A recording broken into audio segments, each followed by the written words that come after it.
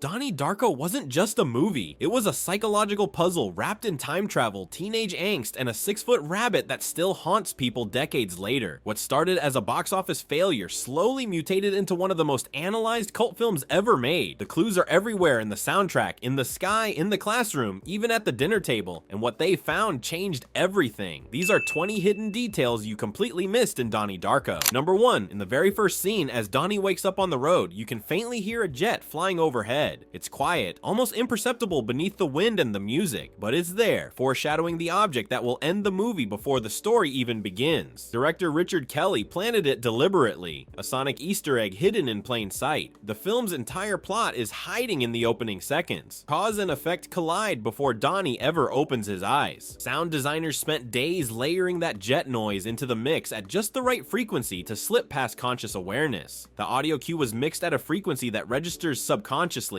creating unease without viewers understanding why. And once you hear it, you can't unhear it. The loop was always there. You just weren't listening yet. Number 2, water is the first element from the philosophy of time travel, the mysterious book that defines the rules of Donnie's universe. And every single time Donnie falls asleep in the film, he's near water, a river, a puddle, a sink, the ocean. It's not coincidence. It's cosmology. Kelly embedded the rulebook directly into the mise en scène, using environment to telegraph metaphysics without a single line of exposition. Water represents the portal between universes, the threshold Donnie crosses each time he sleepwalks into his fate. It's a subtle nod that he's already tied to the artifact world, already bound to the machinery of time. Even the sprinkler scene in the yard follows this pattern, reinforcing the connection between sleep, water, and dimensional shifts. The production team scouted every location with this rule in mind, ensuring no sleep sequence violated the film's internal logic, and the film never once explains it. It just shows you if you know where to look. Number 3, the marquee outside the theater shows the evil dead and the last temptation of Christ. One is about resurrection and battling demons across time. The other is about alternate paths, choices unmade, and the weight of sacrifice. The pairing is not a coincidence. Kelly chose those titles specifically to mirror Donnie's journey, a young man haunted by forces beyond his control, forced to choose between salvation and oblivion. Even the popcorn stand becomes thematic territory. Nothing in Donnie Darko is random. Both films also deal with characters confronting their destinies in ways that blur reality and nightmare. Kelly had to negotiate with multiple studios to secure the rights just to show those titles on the marquee. Every frame is a clue. Every background detail whispers the same question: what if you could go back and undo it all? Number 4, Richard Kelly claimed the twisted rabbit mask came directly from a nightmare he had as a kid. Long before the script existed, long before he knew what it meant, he sketched the creature from memory, those dead eyes and the metallic grin, and carried that image for years. When he finally wrote Donnie Darko, Frank wasn't designed to be terrifying. He was designed to be familiar, a monster from Kelly's subconscious given form and function. The original sketch Kelly drew as a teenager still exists in his personal archives, unchanged from what appears on screen. Kelly showed the drawing to costume designer April Ferry, who translated it into foam and fabric without altering a single detail. And that's why Frank feels so disturbingly intimate. He's not a special effect. He's a fear-made flesh pulled from the place where childhood nightmares live forever. Number 5, look closely at the Darko house. The furniture is uneven, decorations don't match, and the entire color palette leans cold blue and sterile. Nothing feels cohesive, nothing feels warm. The set designers deliberately reflected Donnie's growing dissociation and instability in the physical environment. As his grip on reality fractures, so does the space around him. Production designer Alexander Hammond repositioned furniture between scenes to create a subconscious sense of spatial disorientation. Hammond used what he called emotional geometry, placing objects at uncomfortable angles that viewers would sense but not consciously notice. It's visual psychology, subtle, unsettling, and entirely intentional. The house isn't just where Donnie lives, it's a projection of his interior collapse, and the deeper he sinks into the tangent universe, the more fractured and alien everything becomes. Number 6, the school's mascot is a bulldog, but early concept art for the film shows a rabbit mascot walking the halls. The idea was scrapped during pre-production, but the lockers and banners still reflect rabbit-like color patterns, grays, whites, muted blues. Kelly couldn't let the rabbit go. It bled into the design anyway, a visual ghost haunting the edges of every frame. Some background extras in early hallway scenes were instructed to wear clothing in those same rabbit-coded colors. The school colors themselves were changed from the original location's actual palette to better match Frank's eventual appearance. Kelly even considered adding rabbit imagery to the gym floor before deciding it would be too obvious. Even before Frank appears, the school is already marked by his presence. presence. The symbol was always there, the prophecy written into the walls. Number 7. Books on determinism, quantum mechanics, and altered states are visible on Dr. Thurman's shelf. If you freeze the frame and zoom in, you can read the titles: The Doors of Perception, Chaos Theory and Fractal Dynamics, Dreams and the Unconscious Mind. Nothing in the room is random. Kelly and his production designer spent hours curating that bookshelf, making sure each spine told part of the story. Even the placement of objects on her desk follows a deliberate pattern that mirrors the film's timeline structure. The books were actual academic texts borrowed from Kelly's personal collection, volumes he'd studied while developing the script. Every prop reinforces Donnie's fate, his unraveling, the philosophical machinery grinding beneath the surface. It's world building through set dressing, a technique borrowed from directors Stanley Kubrick and David Fincher, and it rewards the kind of viewer who pauses, rewinds, and investigates. Number 8. The ears form a 12 shape. The mask's mouth splits at 6. Frank's face is literally a warped timepiece, a living reminder that time itself is collapsing. He's the messenger from the tangent universe, and he is the countdown. Kelly worked with costume designer April Ferry to build the suit around this concept, layering symbolism into foam and fabric. The metallic sheen of the mask was achieved using actual watch parts embedded in the surface. Howe purchased dozens of broken pocket watches from antique shops and incorporated their mechanisms into the mask's texture. Every time he appears, the clock ticks closer to 0. It's not just a creepy rabbit, it's a walking memento mori, a reminder that time is running out for Donnie, for the universe, for everyone caught inside the loop. Number 9. The destroying a universe discussion in Karen Pomeroy's class exactly mirrors the film's ending. She's teaching Graham Greene's The Destructors, a story about tearing down the old to make way for the new. And as the students debate whether destruction can be a form of creation, the film is quietly explaining its own philosophy. Karen Pomeroy's lectures are basically coded explanations of the time loop. The blackboard behind her even contains equations that reference temporal physics if you look closely enough. Kelly worked with an actual physics consultant to ensure the equations, though partially obscured, were mathematically sound. She's not just a teacher, she's a narrator, and if you listen closely, she's telling Donnie exactly what he needs to do, long before he understands it himself. Number 10. Dialogue in several scenes is quietly reversed or distorted, buried beneath the ambient sound. When played backward, some lines reference fate, time travel, and sacrifice. Fans discovered this years after release, using audio editing software to decode hidden messages Kelly had embedded during post-production. Kelly confirmed in later interviews that he worked with sound designer Christopher Aud to plant at least 7 reversed messages throughout the film. The most prominent appears during the therapy session, where reversed audio whispers wake up beneath the dialogue. Online fan communities have cataloged every instance, creating detailed timecode lists of when and where each reversed phrase appears. It's not subliminal messaging, it's thematic layering, the past speaking into the future whispering back, and somewhere in between, Donnie trapped in a loop he can't escape but might finally understand. Number 11. Frank's mask can be seen faintly in mirrors, windows, and even the back of Donnie's TV screen. Kelly placed him there deliberately, creating a visual haunting that operates on the edge of perception. Frank is watching before he ever introduces himself. The cinematographer used special filters to make these reflections just visible enough to register subconsciously without drawing direct attention. In some shots, Frank's reflection appears for only 2 or 3 frames, a blink and you miss it presence that creates unease. The most disturbing instance occurs in Donnie's bathroom mirror, where Frank's outline is visible for less than a second while Donnie brushes his teeth. He's always been there, and once you spot him, once you see the glint of silver in the glass, the entire film shifts, because Donnie isn't being visited, he's being observed, and Frank has been waiting all along. Number 12. The clouds in several scenes shift into clock-like shapes. Some shots even subtly resemble jet turbines, a visual echo of the coming loop reset. Kelly used practical effects and digital compositing to manipulate the sky, turning nature itself into a symbol of impending collapse. The most obvious example appears during the golf course scene, where the cloud formation clearly resembles clock hands pointing to specific time. Kelly spent over $15,000 of the film's tiny budget on sky replacement shots, digitally altering clouds in post-production. The visual effects team studied actual cloud formations and jet contrails to make the alterations look organic rather than artificial. In the scene where Donnie and Gretchen sit on the hillside, the clouds form a perfect spiral pattern that mirrors the time portal imagery from The Philosophy of Time Travel. It's easy to miss, but it's there, and when you see it, the entire atmosphere changes. The sky isn't neutral, it's counting down. Number 13. Her outfits get darker and more layered the deeper she gets pulled into Donnie's universe. In her first scenes, she wears light colors, soft fabrics, almost ethereal. By the end, she's wrapped in heavy jackets, shadows clinging to her like weight. April Ferry charted Gretchen Gretchen's arc through color and texture, using fashion as a silent storytelling device. Her final outfit in the death scene is almost entirely black, a complete inversion of her introduction. Howe created a color gradient chart that tracked Gretchen's descent from pale yellows and whites to deep grays and blacks across 28 days. She becomes visually heavier, mirroring the coming tragedy, and it works. You feel her sinking before the script ever says so. Number 14. Karen Pomeroy equals existentialism, the belief that we create meaning through action. Kitty Farmer equals moral absolutism, black and white thinking with no room for nuance. Professor Monatoff equals determinism, the idea that the future is already written. Roberta Sparrow equals metaphysics, the study of reality beyond the physical. Kelly deliberately wrote each character to represent competing theories about free will and fate. Each teacher was assigned a specific color palette and speech pattern that reinforced their philosophical stance. The classrooms themselves were designed to reflect each teacher's worldview, from Pomeroy's open and questioning space to Farmer's rigid, orderly arrangement. Donnie isn't just going to school, he's walking through a crash course in reality itself. Each teacher embodies a worldview, and by the end, Donnie has absorbed them all, synthesizing philosophy into choice. Number 15. The red Trans Am appears multiple times throughout the film, at the party, on the highway, at Donnie's final decision. It's always present when fate takes over, when free will collapses into inevitability. Kelly used the car as a visual anchor, a recurring symbol that marks moments where the timeline cannot be altered. The same car appears in the background of at least 6 major scenes, always positioned at critical turning points. The production team tracked the vehicle's placement across the shooting schedule to ensure it appeared at precisely the right moments. In one scene, the car is visible parked outside the therapist's office during a session where Donnie discusses his visions. It's not just transportation, it's destiny on wheels, and every time it appears, something irreversible is about to happen. Number 16. Donnie walks into the darkness of the backyard wearing a skeleton suit. The bones symbolize his true self, the vessel soon to be erased, the ghost already forming. It's a visual callback to the opening, where he woke up on the road in daylight. The camera angle and framing match the opening sequence almost exactly, creating visual bookends. Cinematographer Steven Poster used the same lens and camera height for both shots, separated by weeks of filming. The lighting design inverts from the opening's dawn warmth to the Halloween scene's cold moonlight, suggesting Donnie's journey from life toward death. Even the sound design mirrors the opening, with similar ambient wind and distant traffic, but played in reverse to create an unsettling familiarity. Now he's walking into night, the circle closing, the loop tightening, and the skeleton costume isn't a disguise. It's a prophecy. Donnie is already dead. He just hasn't realized it yet. Number 17. Dr. Thurman's final session with Donnie includes pauses, unfinished sentences, and a long moment of silence where she just watches him. Some fans believe her has had contact with Roberta Sparrow's work and recognizes what's happening. She can't stop it. She can't save him. Actress Catherine Ross played the scene with deliberate restraint, using only her eyes to convey the terrible understanding. Ross later revealed that Kelly directed her to play the scene as if she knew Donnie would die, but was bound by professional ethics not to intervene. But she knows, and in her silence, in the way she looks at him during that last appointment, you can see the weight of knowledge she's forbidden to share. She's not just treating a patient, she's witnessing a sacrifice. Number 18. When Donnie shoots Frank in the alternate timeline, Frank touches his eye, the same wound he has as a ghost. Cause and effect collapse into one moment, past and future bleeding into each other like overlapping transparencies. It's the only time Frank reacts with anything resembling humanity. James Duvall, the actor inside the suit, performed that gesture without direction, a spontaneous reaction that Kelly kept in the final cut. The moment wasn't scripted. Kelly simply told Duvall to react as if experiencing sudden pain, and the actor instinctively reached for the eye, the only time the messenger becomes mortal. And in that brief flash of pain, you see what he is. Not a monster, just a boy in a costume caught in a loop he didn't create and can't escape. Number 19. When Donnie dies in the final scene, he's lying in almost the exact pose from the opening when he woke up on the road. Same angle, same stillness. The loop that begins with him waking ends with him never waking. Actor Jake Gyllenhaal held the position for multiple takes to ensure the framing matched perfectly across scenes filmed weeks apart. Kelly used photographs from the opening scene as reference during the final shot, positioning Gyllenhaal's body to within inches of the original placement. Kelly framed it deliberately, creating visual symmetry that closes the circle. The first shot and the last shot are the same moment, time folding back on itself, and Donnie finally at rest. Number 20. The countdown on screen isn't just dramatic flair, it's the precise lifespan of the tangent universe according to the philosophy of time travel. Kelly structured the entire narrative around this number, building a film where every scene, every conversation, every choice unfolds within that shrinking window. window. 28 days is also the lunar cycle, the time it takes for the moon to complete its orbit and return to the same phase. Kelly chose the number for its astronomical and mythological significance, tying Donnie's fate to celestial mechanics. Production designer Alexander Hammond hid the number 28 throughout the film, on jerseys, clocks, and background props. The film operates on multiple countdowns simultaneously: the on-screen timer, the phases of the moon visible in night scenes, and the gradual darkening of the color palette. It's all there, ticking down,